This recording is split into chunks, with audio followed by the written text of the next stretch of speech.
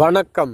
விசிக, காங்கிரஸ் போன்று தவேகாவும் திமுகவின் இலவச இணைப்பு.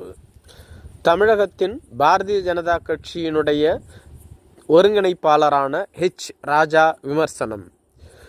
தமிழக வெற்றிக் கழகம் என்ற கட்சியை விஜய் அவர்கள் தொடங்கிவிட்டாலும் கூட ஒரு மாநாடு நடத்துவதற்கு அவரால் முடியவில்லை. மாநாடு நடத்துவதற்கு தள்ளாடக்கூடிய ஒருவரால் எவ்வாறு ஒரு கட்சியை நிர்வகித்து அவர் மாநிலத்தை ஆட்சி செய்ய முடியும்?